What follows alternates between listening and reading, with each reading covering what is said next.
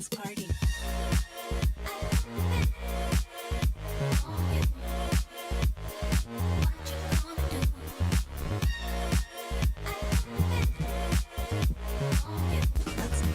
Hello, hello, hello. How are we doing, friends? Wow. Well, welcome to HSM. I know it looks a little scarce in here. Don't you worry, your friends are just on a trip. But we're so glad that you guys are here, that you guys showed up. And today, things look a little different. Obviously, we normally start with worship, but today we are instead starting with game. And we're not doing worship today, unfortunately. But right now, we're going to play Head, Shoulders, Cup. Everyone knows how to play Head, Shoulders, Cup? Yes. Okay, if you don't know how to play, what you're going to do is you're going to partner up eventually. One of you guys will get a cup, and then I will be saying head, and you'll put your hands on your head, knees, put your hands on your knees, all these things, and you have to listen to my commands. And when I say cup, you're going to go and grab the cup. How's that sound? Great. All right, partner up, and then come and find me for a cup. Yeah.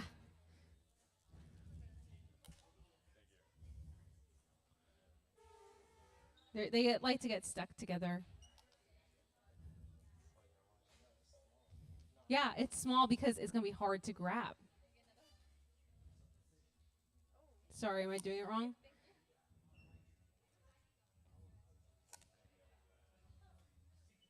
Cup, cup, cup, cup, cup, cup. All right, make sure y'all are equal distance away from one another. Why is this such a tiny cup? I know. Eek, eek, ah. Yeah. Alrighty. Are y'all ready? I don't know. I don't think y'all ready. Ready? Head, shoulders, knees, toes, eyes, ears, mouth, nose, armpits, nose. Ooh, you smell your armpits. Gross. High five your friend. Tell him, I hope you have a really great day today. Tell him, I hope you lose. And I'm going to have a good day because I'm going to win this Head Shoulders Cup game.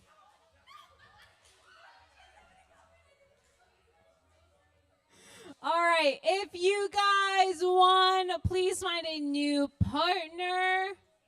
New partner, new partner, new partner.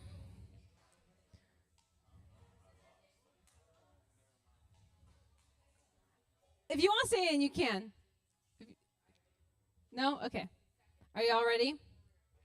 Head, shoulders, knees, toes, eyes, ears, mouth, nose. High five someone that you are not playing with right now currently.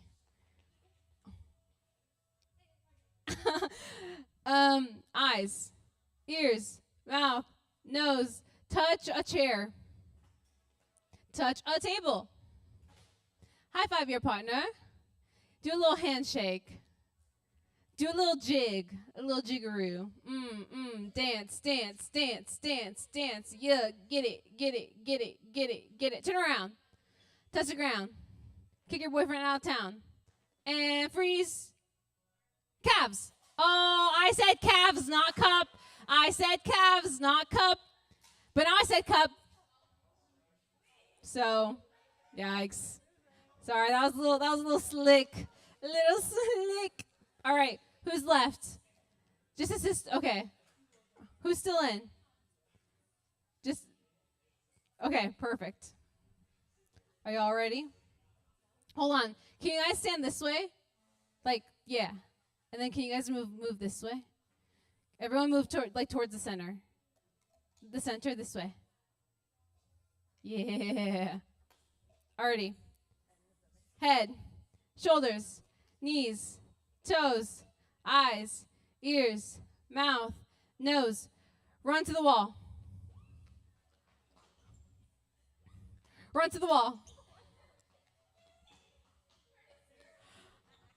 High five. Jump. One hop this time. Right foot, let's stomp. Left foot, let's stomp. Charlie Brown. How did that go again? No, no, you were right. You're right. It's so yeah. Head, shoulders, knees, toes, eyes, ears, mouth, nose, hair. Your partner's hair, I guess. Cup. Ah! All right. Y'all can come up here. How are we feeling? How are we feeling? Oh no. Do we want a new cup? No? Okay. Alrighty. Y'all are breath. We'll see what I do. We will see what I do. Are you guys ready? Head, shoulders, knees, toes. It's okay. You can do that too. Stand all the way up. Back. Do 180. Nope, that's 360. 180. That was a 360. That's 180. Head, shoulders, knees, eyes, nose, toes, back. Reach your high up for the sky, high up for the sky. Cup. Dang. Yes. Congratulations. All right. We have one winner from this round. Do you guys want to play another round, or are y'all good? You're good? All right. Well, right now, I want you guys to discuss at your tables. If you don't have a lot of people at your table, I encourage you guys to sit together, mix together. Maybe I know it's not a lot of people here, so if you guys want to join other tables, I would prefer that. But to talk at your tables, what is your favorite summer activity?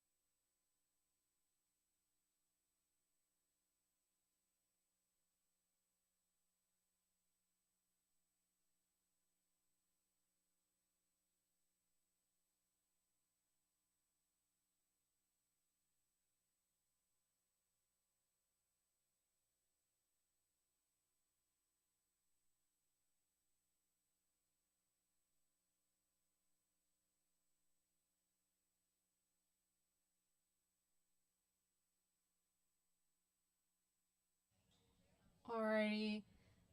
I'll have you guys wrap it up.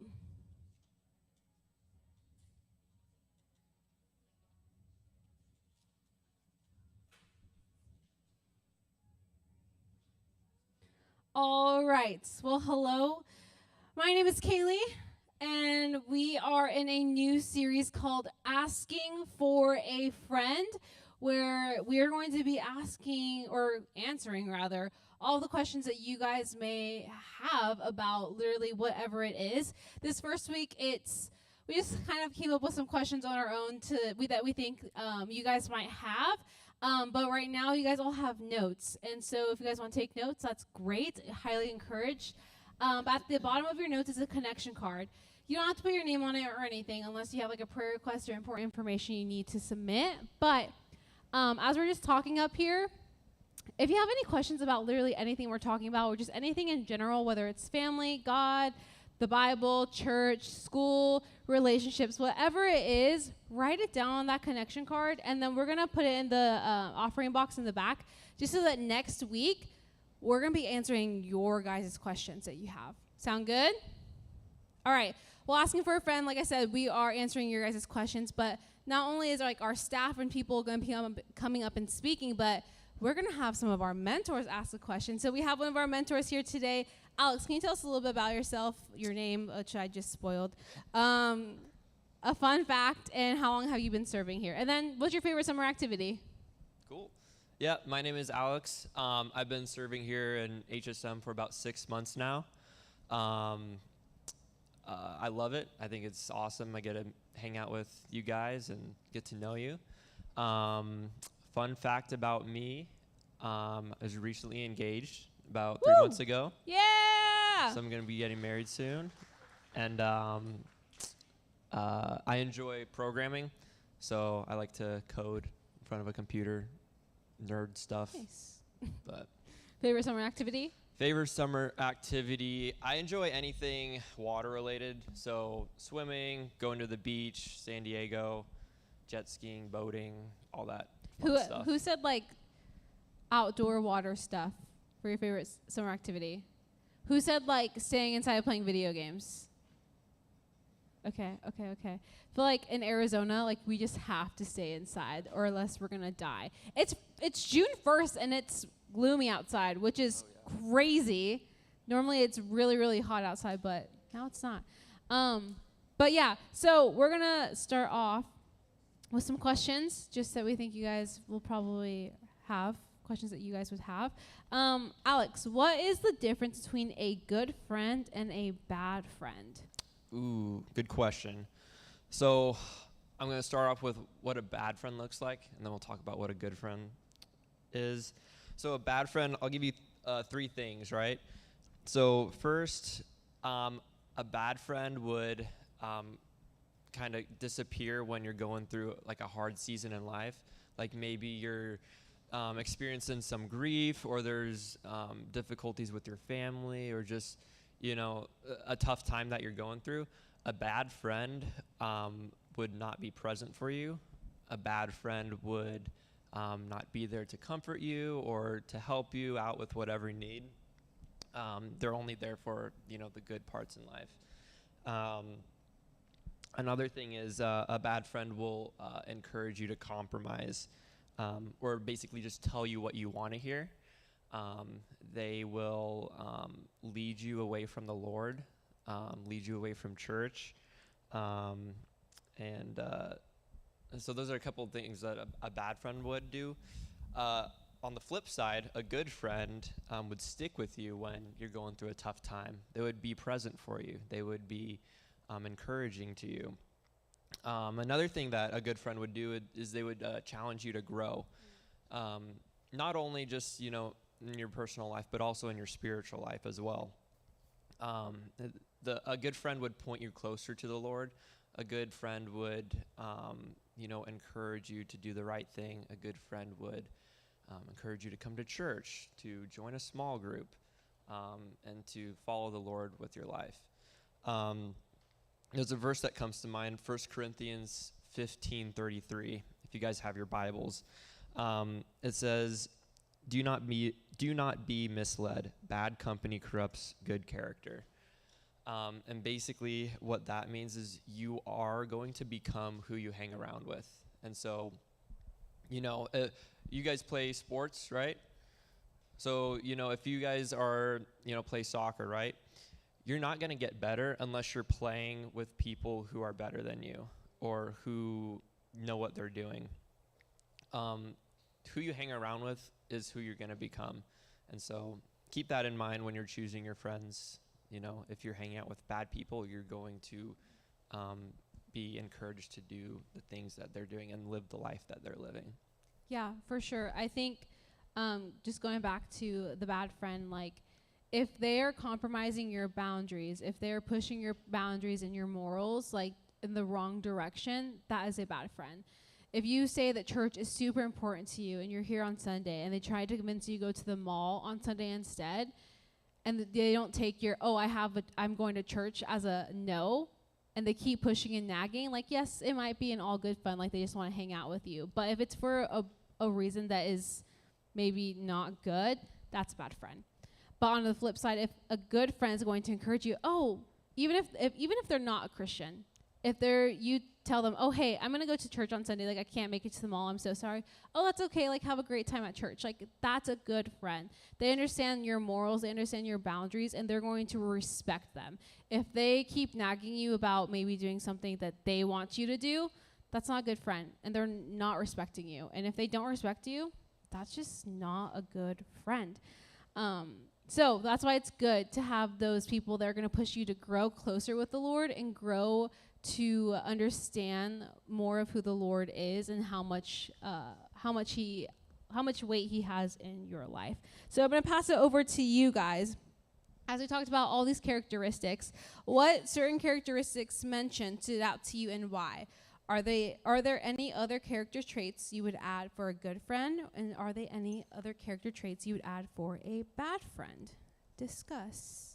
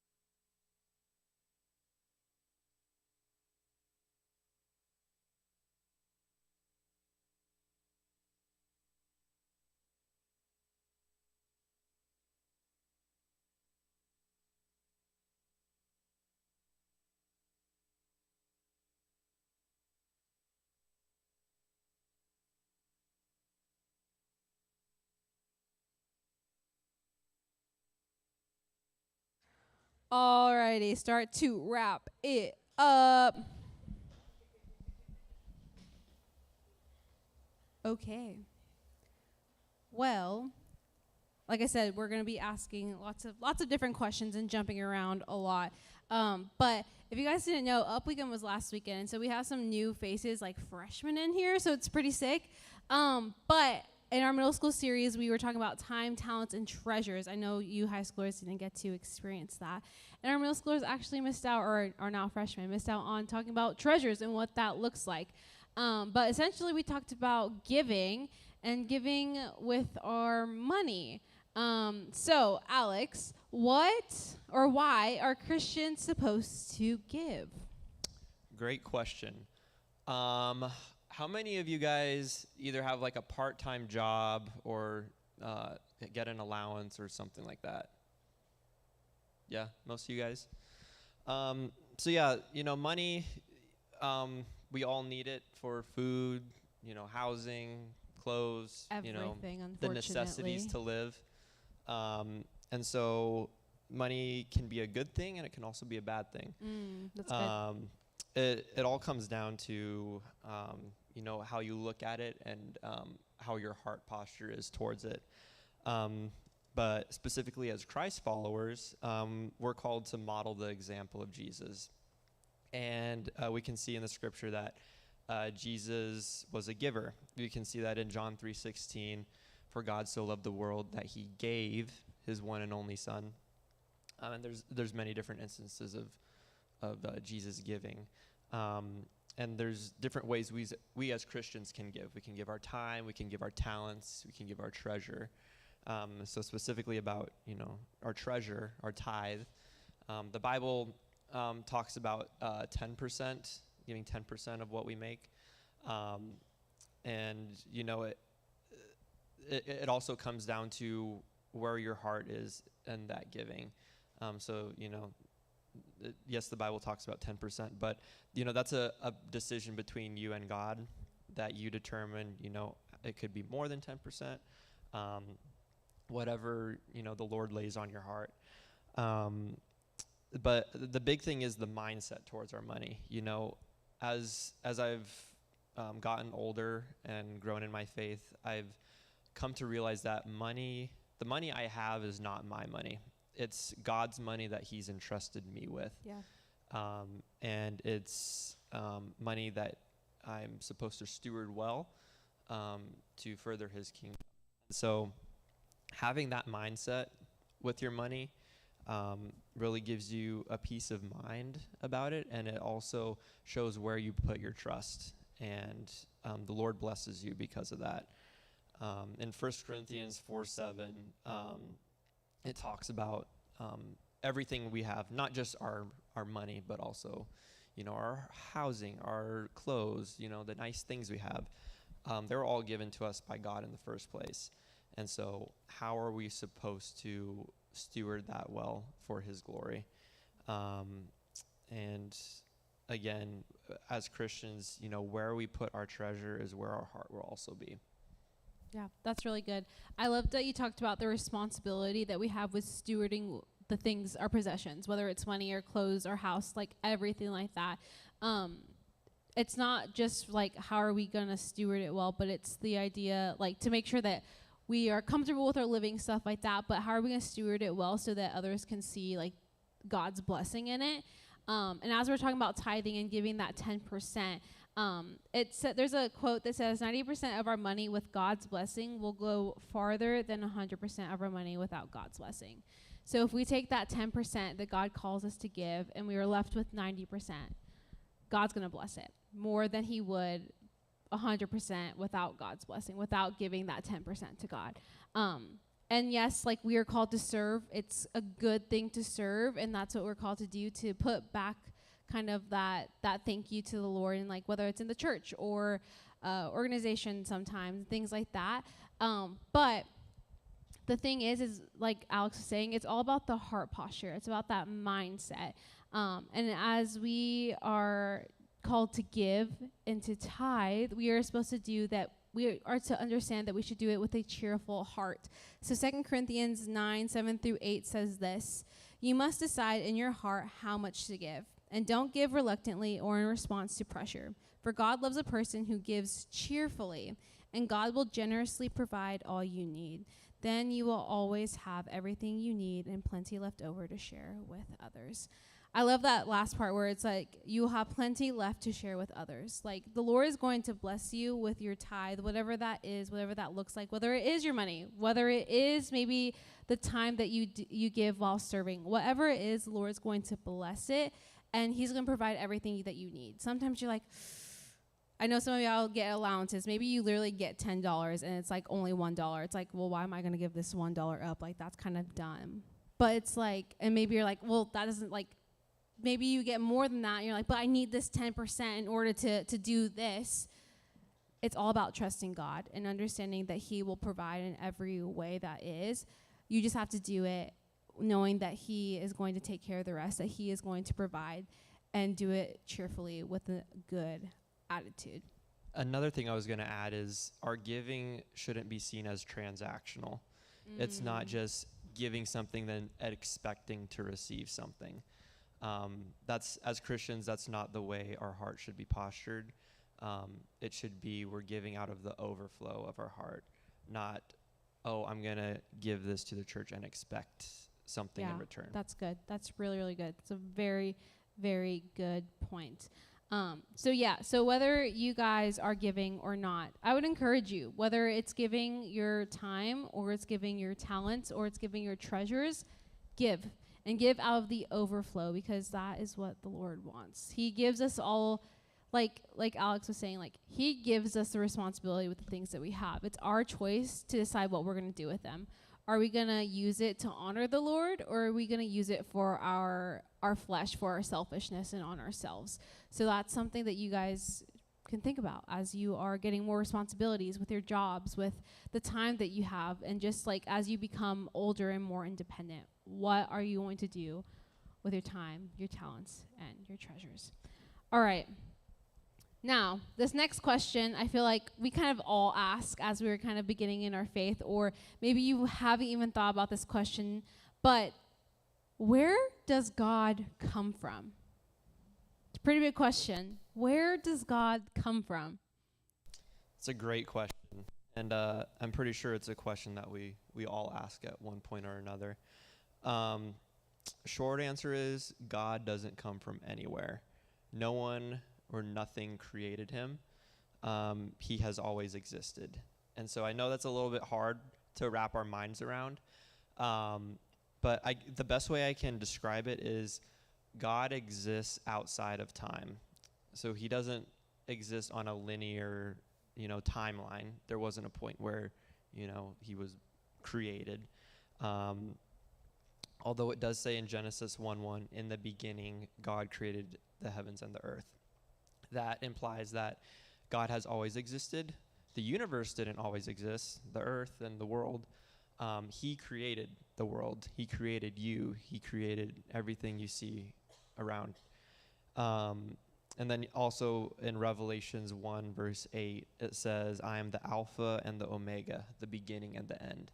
And so he has been and will always be.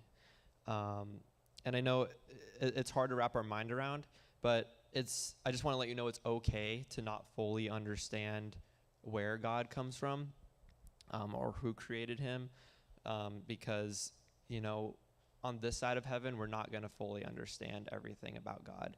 And if we did know everything about God, then he wouldn't be God, and we wouldn't have any reason to pursue a relationship with him or pursue our faith. That's really good. I said it perfectly. Like, God is eternal. He has always existed. Who here has a birthday? Right? We should all have a birthday. Or obviously you guys are here. You guys are all breathing, right? You're alive. For us, we're human beings, obviously. So we know that we're born and then eventually we're going to pass away and die. So we know that there's a beginning and an end for us. And so we only know that type of concept. So when we think of the idea of God being eternal and everlasting and just always existing, it's kind of hard for us to wrap our minds around something when we've known just like, oh, we were born and then we die. Like, why isn't that the same for God? But that's the beauty of it. Like, we will never fully understand who God is, like Alex said, on this side of heaven. Like, we are never going to comprehend his goodness, his love, his mercy, his forgiveness, his power, his just everything about him. We're never going to fully understand. And this can lead you to two ways. This could either make you want to, one, like, okay, this is so confusing. Like, I'm good. Like, the whole God thing, I don't want to deal with this. Or number two, it can lead you into a deeper relationship with him. Because although you have this question of like, where does God come from? Why is God so good? Why does God do this and do that? Are you going to let that be fear and take you away from your relationship with God? Or is it going to be curiosity and pushing you towards growing with him and understanding more of who he is through reading your word, through praying and everything like that? So I would encourage you, whenever you guys have questions about something and you're like, this is too hard for me to understand, this is too hard to like comprehend, or I don't know if I want to think about this, it's valid.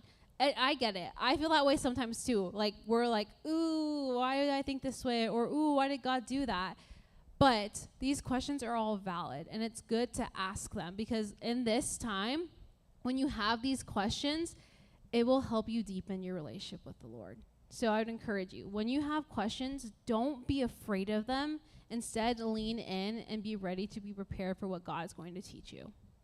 So, right now, I want you guys to kind of just describe what means that God is eternal. I know we kind of discussed that, but like, are you guys okay with the idea of like kind of what we talked about? Like, is it something that you're like, oh, yes, I get it, I understand it, or it's like, ooh, I don't know about this?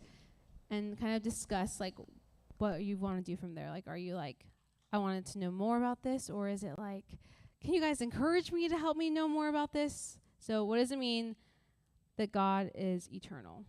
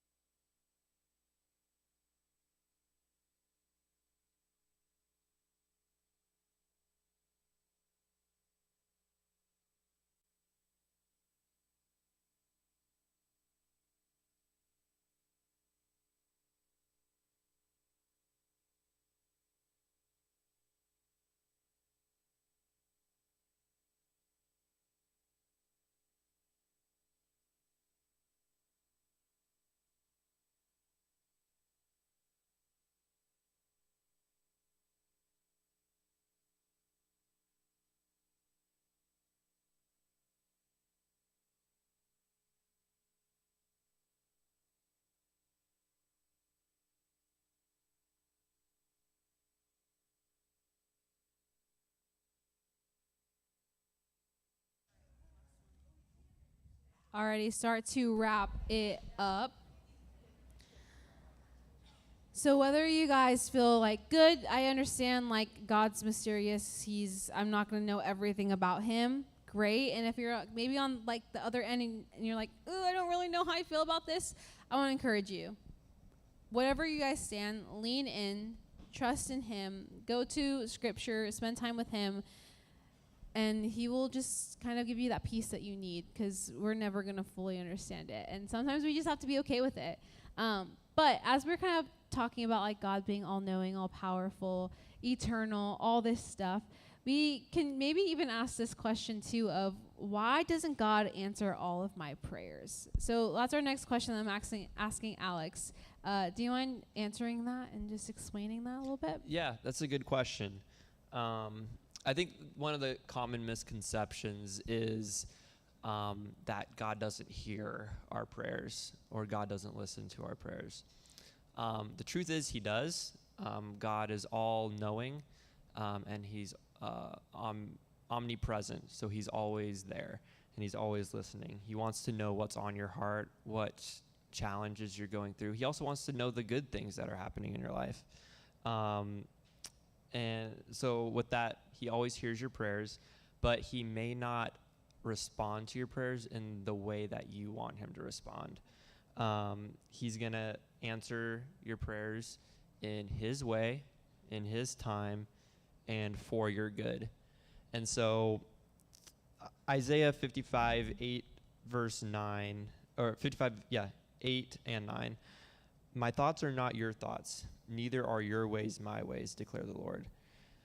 How many times have your parents ever told you something because they wanted to protect you from something, or told you not to do something to protect you?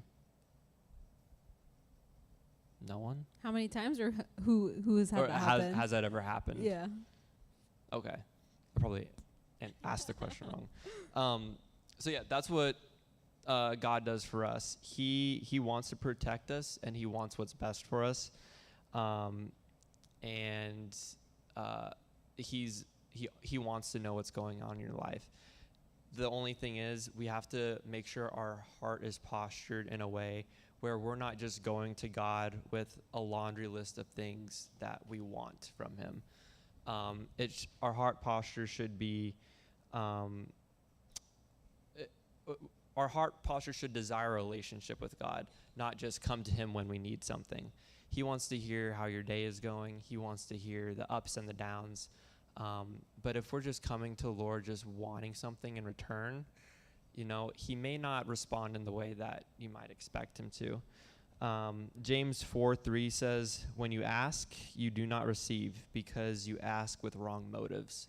And so the motivation behind our prayers, it's something that we need to check our heart with when we come to the Lord. But then also remember that prayer is just a conversation with God. There's nothing special you need to say. There's no, special words you need to include or things like that. He's always available. He wants to hear what you're going through, and it's just simply a conversation with the Lord. Yeah. And I think you said this. You said his way, his timing, and for your good. I think that's so powerful, because sometimes we go to God in prayer and we're praying repeatedly for this one thing to happen, for him to show up.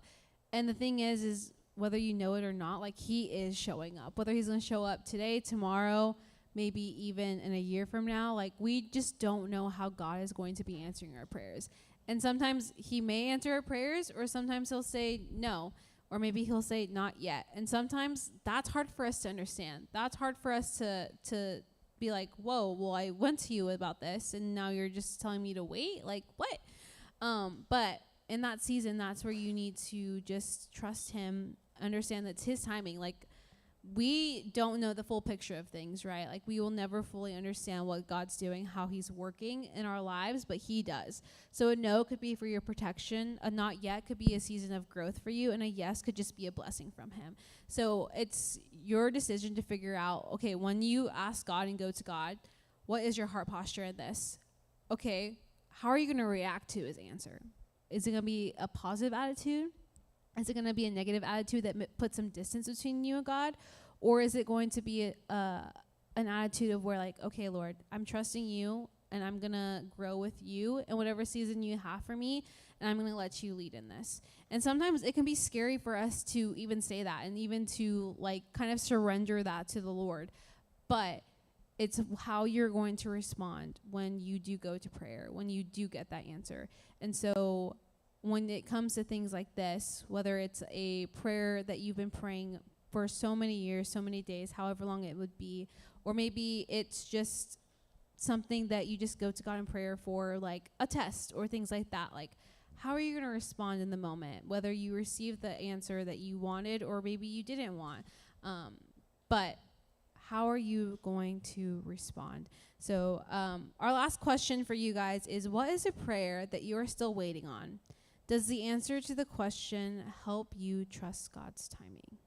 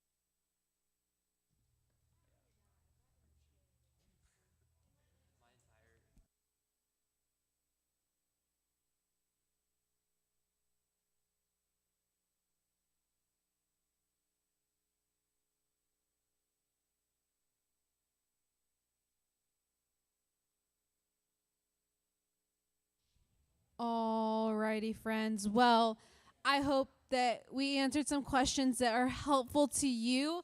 Right now, if you guys would take some time, I want everyone to write down something on that connection card, whether it's a question that you just want to be answered as we continue this series, or if you don't have a question, just write down a funny joke and I'll read it and maybe I'll laugh. Sound good? All right. Other than that, friends, the back tables, you guys can put your chairs on the walls, but the front tables, you don't have to do anything about it. Sound good? And Cool. also, if any of you guys have any questions on what I said today, feel free to let me know. Yeah. And then drop those questions off in the offering box as well. Bye, friends.